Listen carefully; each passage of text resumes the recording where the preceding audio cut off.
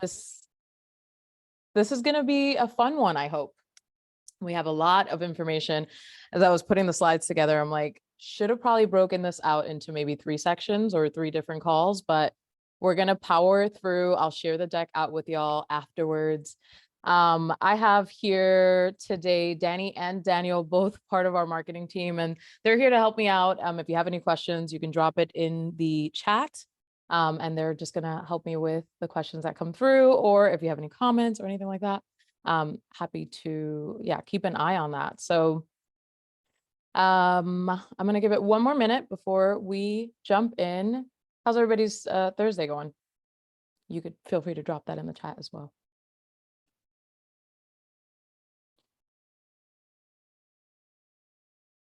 Nice. So Pascale, you're like way ahead of us from the US side. Welcome everyone. Okay. All right. So let me hide this menu and I'm going to start chatting here in just a bit. Okay, let's see.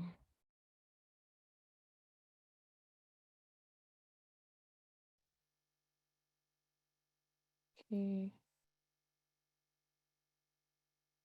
All right, just getting my slides ready.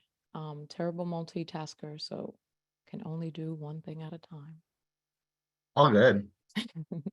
Okay. I'm not muted. So view. So it's not super cluttered. I'm going to share my screen now and we're going to get the party started. Okay, so 3 ways customer marketing can drive revenue using a customer growth platform. I'm going to touch a little bit on what this customer growth platform is in just a bit, just in case you've never heard of it. But I'm really excited to talk about this for several reasons. So here's a quick breakdown of what we're going to cover. First, I'll just share a quick intro with you. Then we'll talk about what this customer growth tool is. And then we're going to talk about the 3 workflows that I mentioned in my email or on LinkedIn or wherever you found this event. And we'll also have a Q&A. So I'm Diana de Jesus. I am a customer marketer here at Catalyst. And I would say I've been in the SaaS space for about 8 years, give or take. I started out as a mobile app developer intern, which is pretty funny because it sounds super cool. Like I was doing something crazy and literally it was just like inputting data. But that kind of catapulted me into the world that is tech. And I've been around the block a little bit. Like I did a bit of support, then I led a support team, did more of like customer experience, then went into CS. Now I'm on this side of CS still, but through a marketing lens, so customer marketing. I also create a ton of content based around customer success. And so you probably have seen some of it on like LinkedIn, or maybe you're subscribed to our newsletter, The Up Level, or maybe I was your CSM and you saw some content that I've written that way for you. And outside of work, I am a mom of twins. They're going to be 9 in just a month, which is insane to me that I have 9-year-olds. I live in the Hudson Valley in New York. It's very nice this time of the year, lots of hiking. And outside of that, I would say food, F1, friends and family is, I'm going to go with the 4 Fs here, is what I'm into these days. So when I made this transition from CS to marketing, I kind of just had so many aha moments like, oh, I get why marketing makes sense to be tied to the hip to CS. However, it's not something that, when we think about these 2 different teams, we're like, oh yeah, they're BFFs. Doesn't happen like that. So what I'm going to show you today are workflows that we actually have built out in Catalyst, things that we are doing today. They're not all built out, but we have gotten a lot of traction or feedback, or, we're like, yeah, we're leveraging what is the customer success platform where all our customer data lives. And we can use it for more. And that's where this customer growth tool comes from. So if you were anywhere about 2 months ago on LinkedIn, you probably saw something called customer-led growth. It's not something new, but it's something that we were anchoring ourselves on a lot because we realized like, hey, if we want to grow as customer success, we need to also talk about the revenue that's outside of let's say, net revenue retention, which is something that we tie ourselves a lot to in CS. So instead of focusing so much on the revenue that is just NRR, how can we think about getting revenue from different sources, but still our customers? So our customer base is the number one source of revenue. And we're obviously seeing a lot of that happening today with the whole economic downturn affecting us. So there's a lot here, right? There's this gear concept, which we introduced to kind of break down the importance of leading with customers when it comes to your growth. But the one that we're going to focus on today is this one in particular, which is building your customers and also building your advocates. So that's where this customer growth platform comes from, right? We're talking about growing your customer base, but within that, we're also growing new logo and kind of lead generation for us marketers. Okay, so let's get to the meat and potatoes of this call, which is really the workflows. And let's start with this one, right? Like this marketing and CS partnership,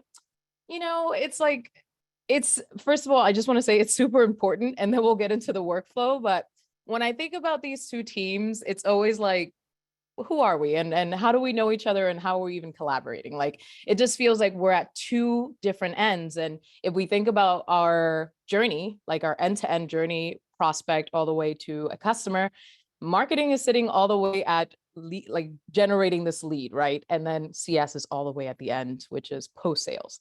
So it's almost like we're even quite frankly at the ends of different roles when it comes to the journey.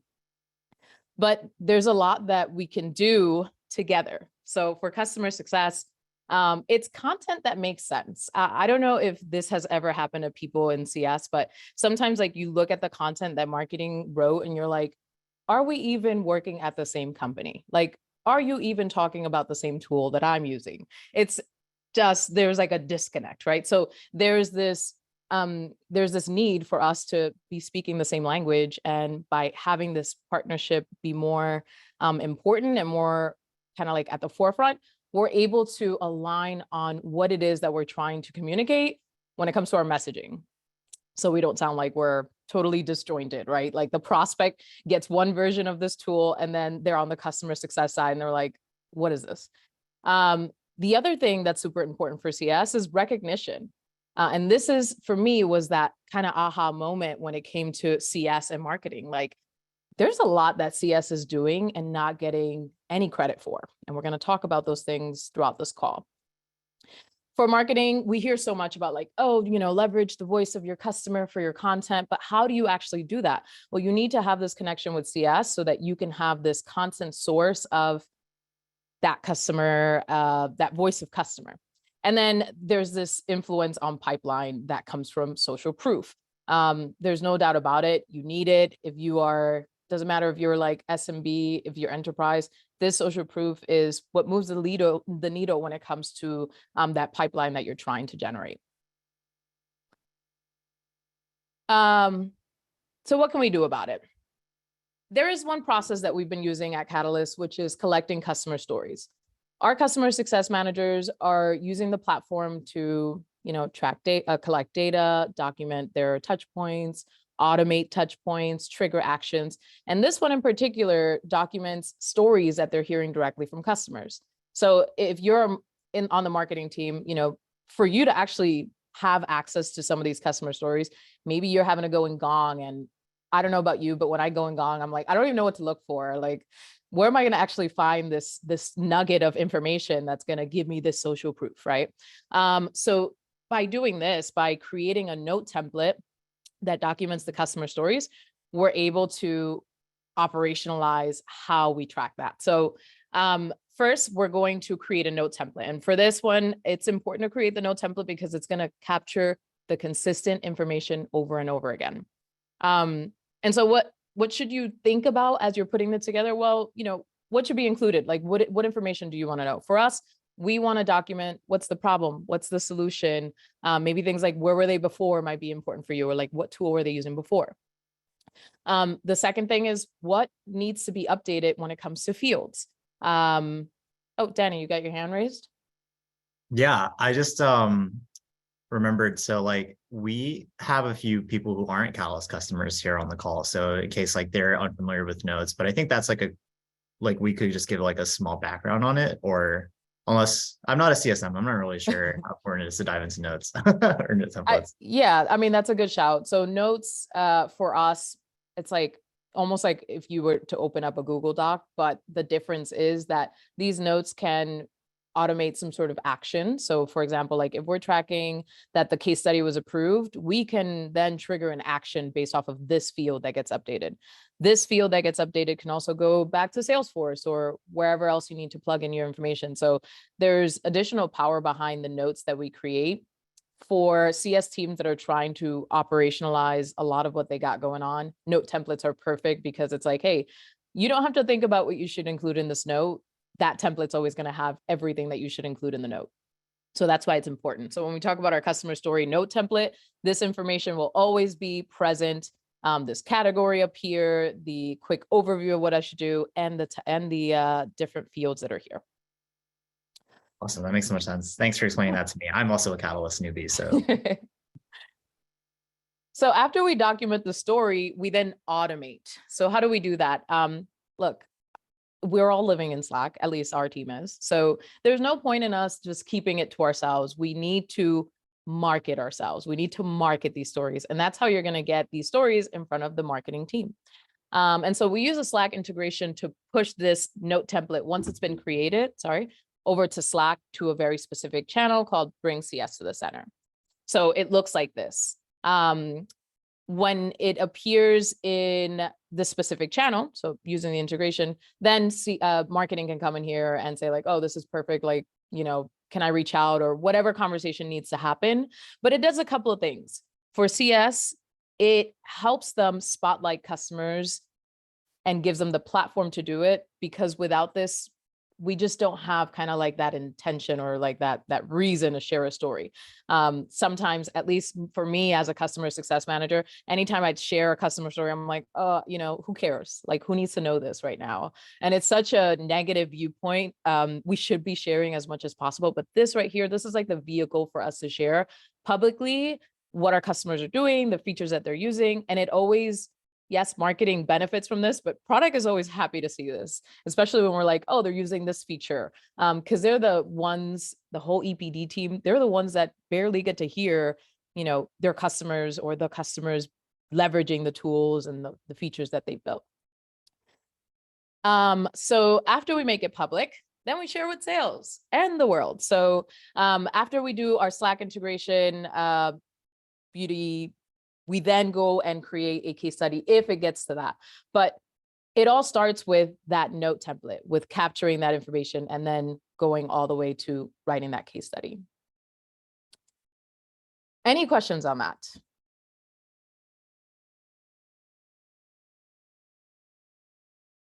I will say too, like some of the stories that we share, they don't all have to make it to case studies, but some of them also make it to like our enablement decks for sales. It could be like a quick, an anecdote. If the customer doesn't feel comfortable sharing it as a case study, it's something that we can use to enable our team internally. So it doesn't always have to be like, oh, we wrote a case study about it, but it's a way for GTM teams to leverage that. We have, that was a good call out. We have 2 questions. One is from an anonymous participant. Yeah. Can our note templates be used with MS Teams instead of Slack? I'd have to check on that right now because we are Slack users. I know for sure Slack. So let me get back to you what we can, because it's anonymous, but we can check. Yeah, that's a good question. Then another one from Brelin. I hope I said that right. How do you encourage CSMs to actually fill out these notes, or do you just find it happens organically to share? Yeah, so that's a good one. When we started the process, I think that we were excited to get it going. And then, like anything else, you kind of lose a bit of momentum. But the one thing that we realize is the recognition that the CSM then gets attributed to them is something that helps them kind of continue doing this. Down the road, though, we're all about capturing how is this case study or customer story impacting revenue. And so the way that I envision this is like, if we can prove that this specific case study has influenced X amount of revenue, then why can't we attribute this back to CS and some sort of compensation? That is my ideal world. But, you know, the way that we are kind of keeping up the momentum now is really just recognition for everyone. The CSM that's kind of digging through and getting these stories from the customers, and in a lot of instances, helping them get to the point where they're like, oh, I've had the success with this feature. So it's a way for them to also kind of like market themselves, kind of like work out loud. I hope that answered your question. That was a great answer. I'm gonna mark that one answered. Joseph asks, what platform is the form created in? So this is all in Catalyst. So that's a note template. That's the form that we just saw. And then it gets pushed into Slack. Nice. Andrea asks, does the Slack integration allow you to push to multiple channels? Or is it Yes. okay? Yep. Nice. You can, so we're going to see a slide in just a bit here. You can associate a category or like an account tier to go to as many channels as you'd like. Nice. And Carissa asked, what's the right amount of data to collect to help with adoption? Like assuming you capture the bare minimum and take some of that lift off CSMs, like who then reaches out to get the case study or testimonial completed? Great, good question. That is a really good question. So let me see.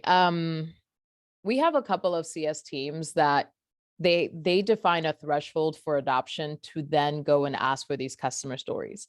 So for example, like, you know, if you're a SaaS platform that's based on consumption, like, you know, page views, things like that, and an account has reached X level of consumption or threshold, then we can talk about this customer story. For us, these customer stories are happening a bit more organically. So we hear that our customer is, you know, experiencing value with our tool, with a specific feature, with a specific workflow, and then we kind of just document the story. So one thing I'll note is that this note template, it's not the CSM kind of doing the case study interview with the customer. They're just documenting the main points. And if there's room for us to do a case study, then marketing goes in and actually like starts that conversation about a case study. So it's not that CSM is doing all the case study work. Great answer. I hope that helps, Chris. If you have any like follow-up questions, you can definitely throw those in the chat. And that goes for anyone. I'll mark that answered. And that's it. I think we move on to the next thing. All right. A referenceable process that doesn't suck. Let's start. So sales needs references. Obviously, it helps us close deals. We know that. Why? Because, you know, customers, they have their reservations. They need to hear it directly from other customers that, you know, they're actually getting value, that they feel identified in the problems that customer had, and that they were able to solve their problems using that tool. But the problem is that it's a pain for everyone. It's a pain for sales because they're trying to figure out where to find these references, who is referenceable and who's not. And then they have to talk to CS, and CS is like, I'm busy, stop DMing me, I'm tired of you. And then obviously you have the prospect waiting on the line, like, hello, can somebody connect me to anybody so I can get my questions answered? So it's a lot. Yes, that is a sassy CSM. That was me. So how do we make it better? And when I say make it better, I want to say that it's still going to suck a little bit for somebody, right? Like it's one of those processes that even if you made it automated, there's always room for some sort of disappointment on someone's end.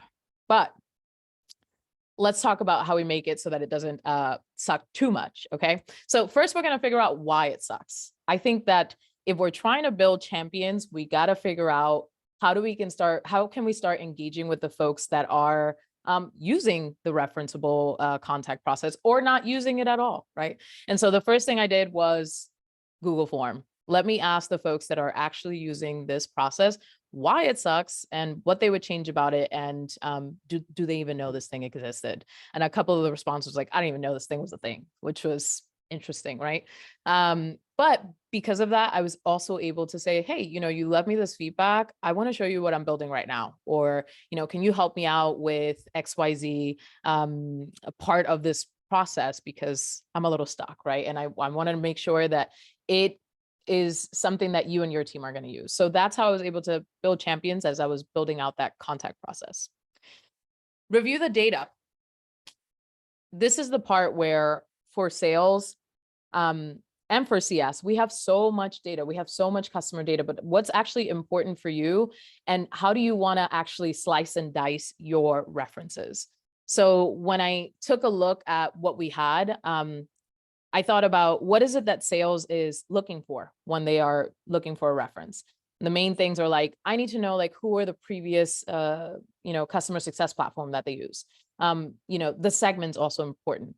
Industry, we didn't have like an industry. Is this like a big data? Is this IT? Is this, health, mental health, something like that, right? So identifying the different industries.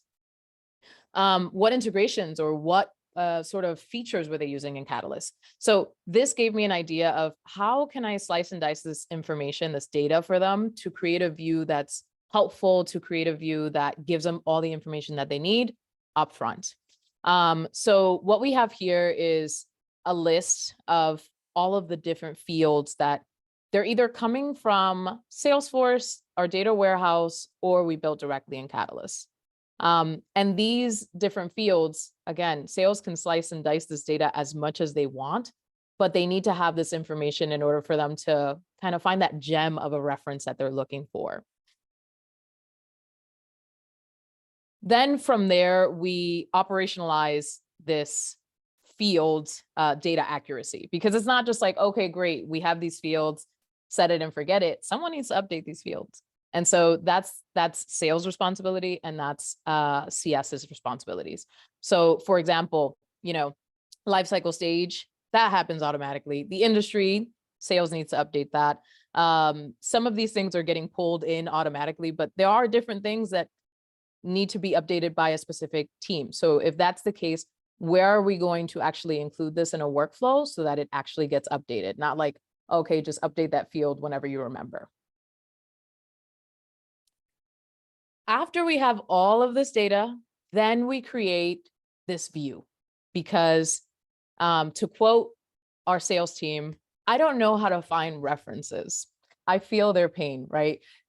This customer growth platform is not their main tool. They're living in Salesforce. They're living in their own tools. They're living in Outreach. Whatever they're doing, they're over there. So why am I putting the onus on them to learn a new platform and to learn how to slice and dice their data and to learn how to create dashboards from scratch? They're going to be turned off by this. So what I wanted to do was give them a view that has everything that they need in one place. And so when I was chatting with the folks in sales, they were like, look, I need to know when was the last, what tool were they using last? I need to know these customers by different segments. I need to know these customers by industry. I need to know what life cycle stage or health. And then they can kind of join this information together as they see fit. But to give them this view that has all of the references in one place was incredibly important for them. And we're back to the tool that we're all using, which is Slack, right? After they find a reference, they're like, okay, you know what? I found so-and-so, they've used Gainsight before, and they are leveraging the health score very well, and they're a referenceable contact. Now let me go ahead and ask CS for permission, basically, right? Because we always want to check with CS to make sure we're good to reach out to this person. And even before that, I didn't include it in here, but the salesperson would also get access to the health score of the account to make sure there's no risk, things like that. But the communication would happen within Slack. At first, we thought, why don't we do it via DM? The problem with that is everybody's kind of working in a silo. And let's say a CSM is out, well, then sales is back to having to chase another reference, having to chase another CSM. So we're doing it in a public channel just in case other folks also have better references that they can share, or they have a better idea, or they need to spot someone that might not be available.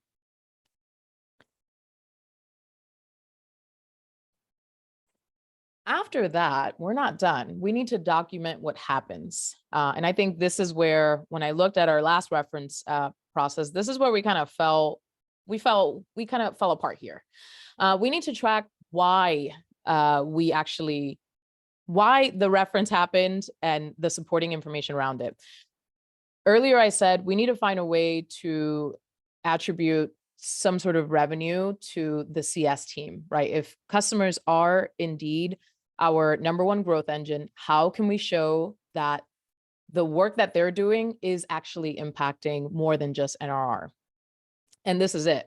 So if we can track down what opportunity this reference influenced, and we can track down at what stage, and it's a success, then that needs to be attributed to CS in some way. So that's what this note template is helping capture. The other thing that we're capturing is, again, we talked about how do we operationalize things? How do we actually ensure that these fields are getting updated? Well, we're including it in this note template. So sales will go in here, update all this information, answer any questions, and update the fields to make sure everything is accurate. We are going after data accuracy. That's a perfect state. Reference requests don't always go through. When they don't, we're also tracking that, because we need to figure out, why was that reference not used? Why did they not want to give a reference? Sometimes it's not a big deal, and sometimes it's a cause for concern. Maybe this person shouldn't be a reference anymore. Maybe they're not available. Maybe they were out of office, but we need to know why. Because if we're going to ask again, we need to have that information in our back pocket. And again, we're tracking fields that need to be updated that can influence other actions down the road. Last but not least on this one, we need to have a hub that actually centralizes all this information for all teams.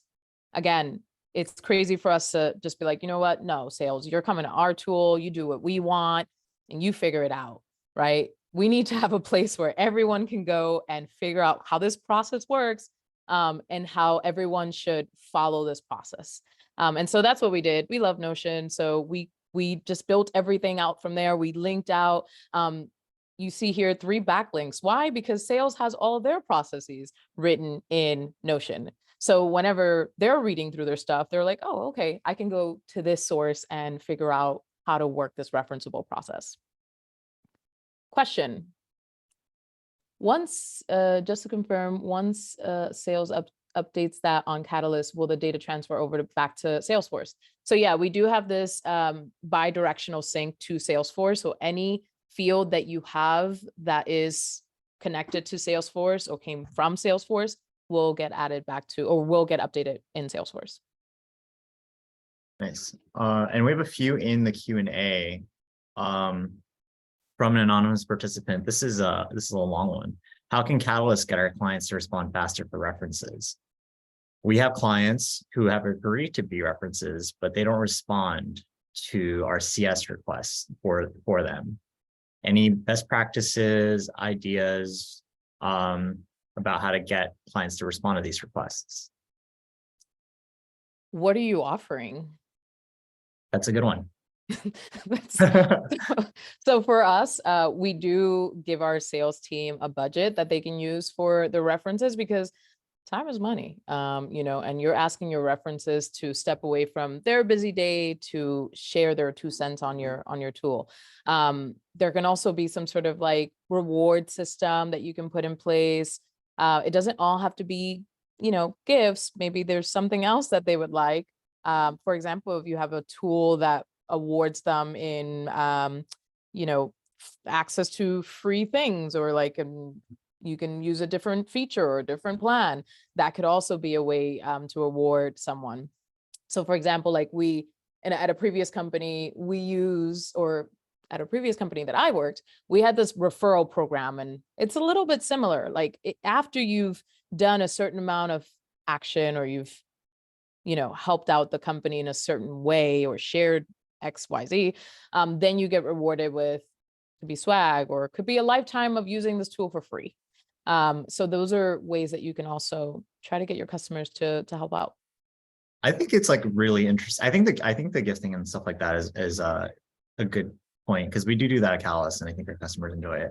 The Yeah. other thing is like, I would also be like, I think like part of it too is like Catalyst emails are meant to look like they're designed to come from a CSM. Yeah. So depending on like how you're doing it, if you're using a different type of platform, that could be one issue of like maybe deliverability, or it's coming from a domain that like your customer doesn't know about. The other thing I would also consider is like, if they aren't replying to like their CSM, then that could present like other things, like if they're unresponsive to your CS team, right? Yeah, that's very true. I will say that with our process, sales is the one that initiates the outreach, not CS, because that shouldn't be a burden for CS, but they are CC'd in the email, so they will know when that customer gets contacted.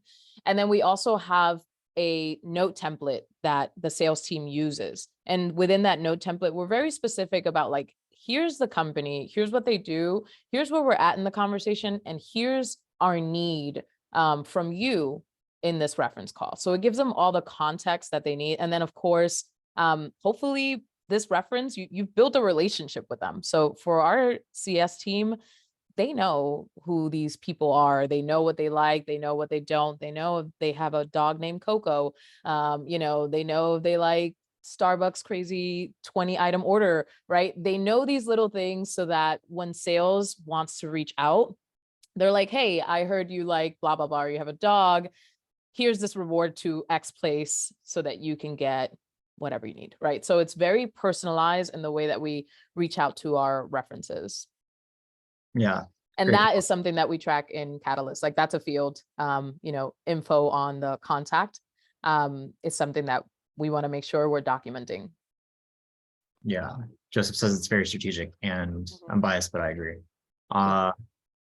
Sweet. That was a good question. Andrea asks, one, I think this is just a quick one. Does that sales view live in Salesforce? I think at some point you were talking about like what sales sees. This is in Catalyst as well. Yeah. And Catalyst is like viewer seats. So that gives like companies like a whole team to just be able to like come in and see like what's going on with their customers. Yeah. Our sales team does have to use Catalyst because they're updating these notes. So they will be in here using Catalyst to get all this information and triggering these workflows. Yeah, good call out. And then follow up from Andrea. Also, have we put any thought into how this can work in tandem with like a customer community platform to reward customers for being references? That's definitely interesting. I think like you kind of talked about like what the rewards and incentives we get for customers, but I'm curious like if we do use our customer community for it. We don't use Influitive, we use Vanilla by HireLogic, which we love. And if you're a Catalyst customer and you're not in our community, you're missing out. Yeah, for sure. So we just relaunched our community in the fall of 2022. So we haven't gotten that far into thinking about that, but definitely something for me to chew on. Well, okay. Charlie asks, in terms of attribution, are sellers manually flagging when they use a particular story case study reference in their deals? Is it in the CRM or in the CSP? Yeah, so great question. And this is kind of that ultimate state that I would like for us to get to. So for example, like in this note template, it's manual, right? We have this, there is no field to update that. But by having these notes, I can go back and plug that in for now. When I go to the next stage or next iteration of this workflow, then I'm like, I need to find a way to automate how I'm attributing revenue to an opportunity that's open and that's leveraged a reference or a case study. Nice, sweet. Hope that answers your question, Charlie. And last one on this from Adol. What happens if sales does not fill out the reference provided or denied note to document what happened on the reference call? So we ever have situations where the call happens and the reference request just kind of sits there because the sales rep just kind of moved on to their next deal? Well, we're operating on good faith here that everyone is following through with the workflow. But I'm sure there are times where things like this will fall through. I think that, again, back to this ideal state of getting to a place where we can automate how we track and attribute revenue back to CS. If that is something that's a required field somewhere, then it would prevent something like this from happening. But that's a really good call out. Sweet. Okay. And I think that's everything for that section. So now we can go on to G2 reviews. Woo. Okay, so G2 reviews. I love this one because the person that put this together is actually on the call. It's Daniel. So I'm going to show you Daniel's workflow in Catalyst. And to show you that you don't need to be a Catalyst Pro to set any of this up. Like, Daniel, if I had to score your knowledge of Catalyst right now, it would be 45%. So, oh my gosh, that is generous. Thank you. Is it? Okay. And he's demand gen, so Okay, so what does our G2 look like today? We're sitting at 420 reviews, but when you started, Daniel, I don't know if you know that number off the top of your head of like where were we before we did this process? 60. Wow. Okay. And yeah, 60.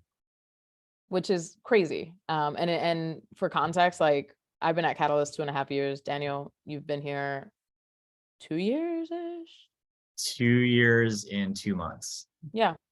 So to go from 60 to 420, and I don't think you built that process the first day that you got to Catalyst.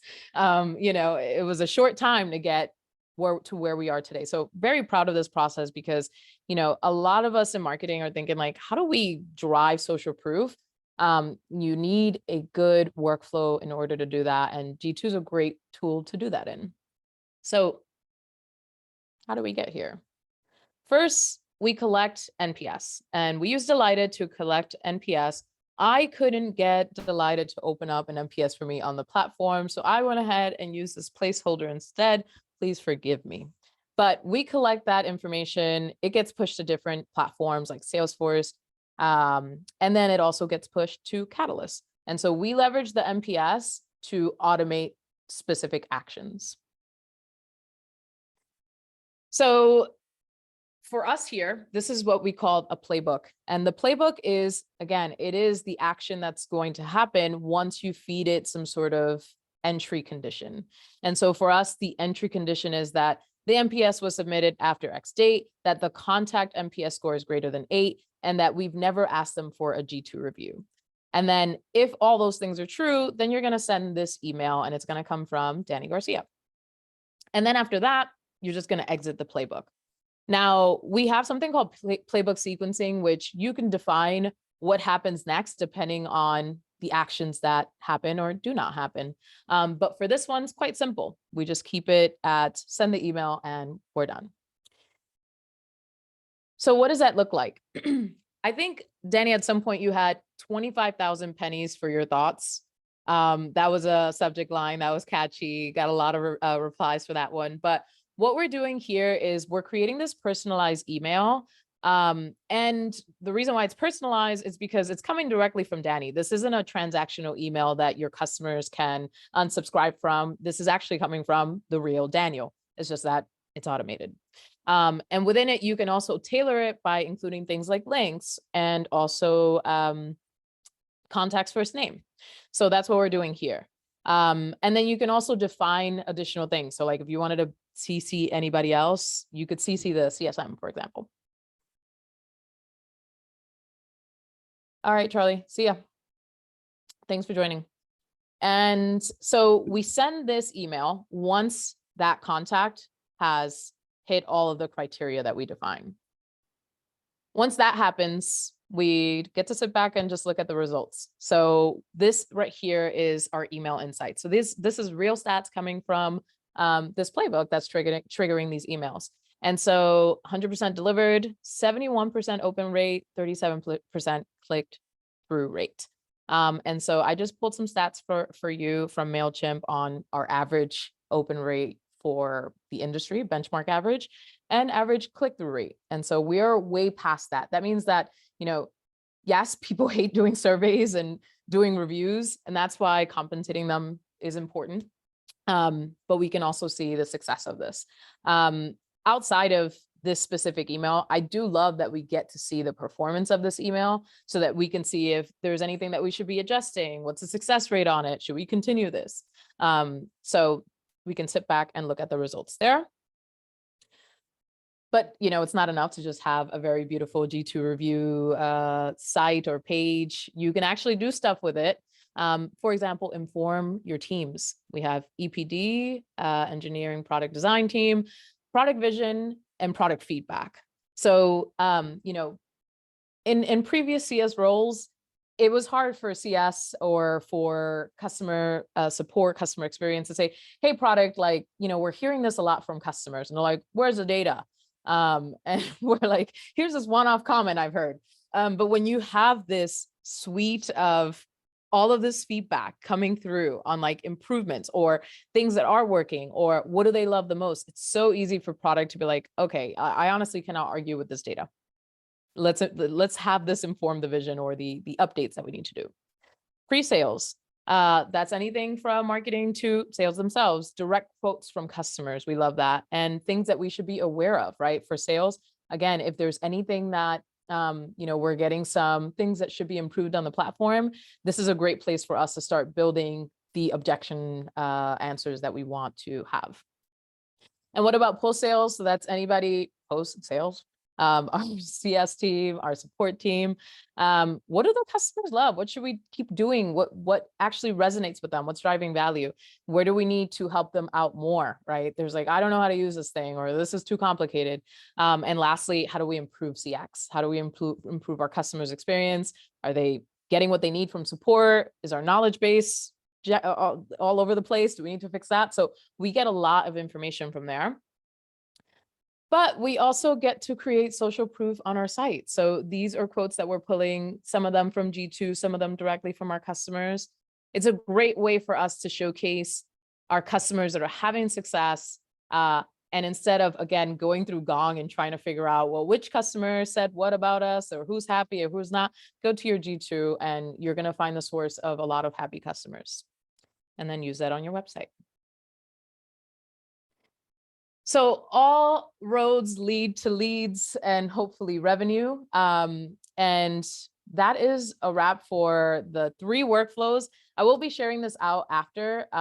Yes, we'll be sharing the recording. We'll be sharing the deck as well, just in case you want to look at the screenshots. And if you're a Catalyst customer and you're like, hey, how do I set this up for my instance? Please reach out to me or your CSM or in the community, and I'm happy to share that as well.